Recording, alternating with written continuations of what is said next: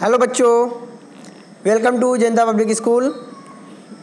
मैं हूं शिवम पांडे और आज की इस वीडियो में मैं आप सभी को फ्यूचर परफेक्ट कॉन्टिन्यूअस टेंस पढ़ाने वाला हूं।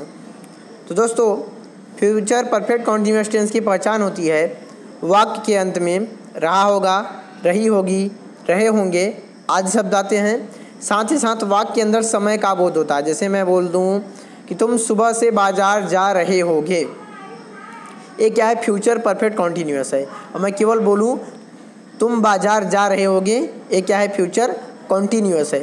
फ्यूचर कॉन्टिन्यूअस और फ्यूचर परफेक्ट कॉन्टिन्यूअस में अंतर सिर्फ इस बात का होता है कि फ्यूचर परफेक्ट कॉन्टिन्यूअस में समय भी दिया गया होता है। सुबह से, 2 घंटे से, 2 साल से, 2 महीने से कोई भी टाइम दिया रहेगा आपके काम के लिए।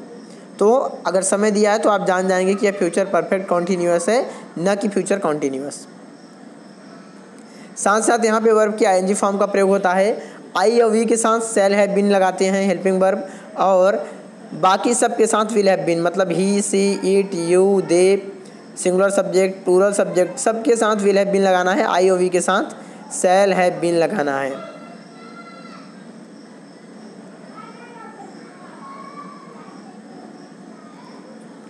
आगे बढ़ते हैं।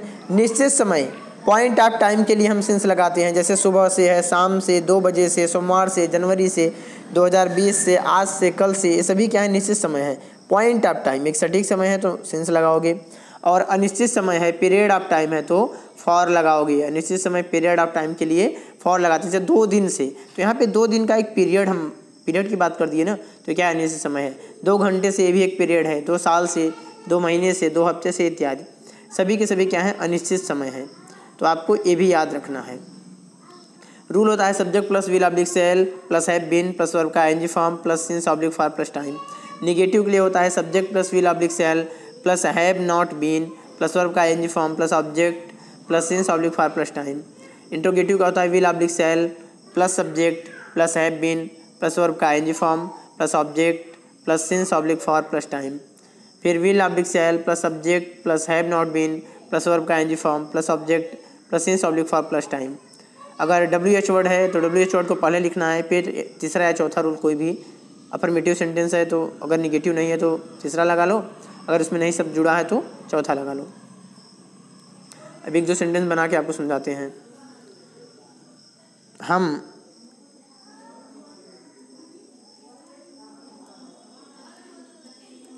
2 दिन से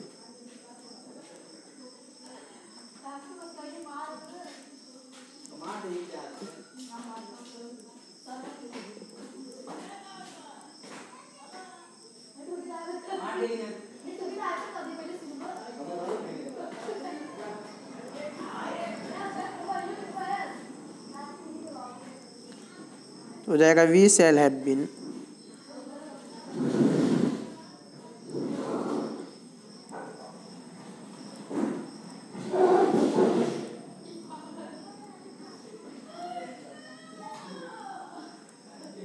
सर्चिंग यू,